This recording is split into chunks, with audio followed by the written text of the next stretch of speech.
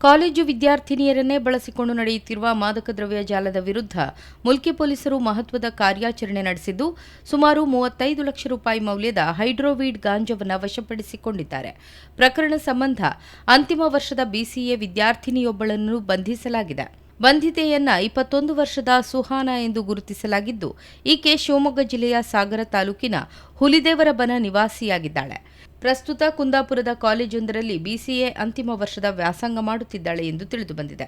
May 12ರಂದು Mulki police ಠಾಣಾ ವ್ಯಾಪ್ತಿಯ railway station ರಸ್ತೆಯಲ್ಲಿ ಹೈಡ್ರೋವೀಡ್ ಗಾಂಜಾವನ್ನು ಮಾರಾಟ ಮಾಡುವ ಉದ್ದೇಶದಿಂದ ಸಾಗಾಟ ಮಾಡಲಾಗುತ್ತಿದೆ ಎಂಬ ಖಚಿತ ಮಾಹಿತಿ ಮೇರೆಗೆ ಪಣಂಬೂರು ಎಸಿಪಿ ತಂಡ ಹಾಗೂ ಮುಲ್ಕಿ ಠಾಣೆ ಪೊಲೀಸರು ಜಂಟಿ ಕಾರ್ಯಾಚರಣೆ ನಡೆಸಿದರು. ಕಾರ್ಯಾಚರಣೆ ವೇಳೆ ಆರೋಪಿತೆಯನ್ನು ಬಂಧಿಸಿ ಆಕೆಯ ಬಳಿಯಿಂದ 1 ಕೆಜಿ 42 ಗ್ರಾಂ ತೂಕದ ಹೈಡ್ರೋವೀಡ್ ಗಾಂಜಾವನ್ನು ವಶಪಡಿಸಿಕೊಳ್ಳಲಾಗಿದೆ.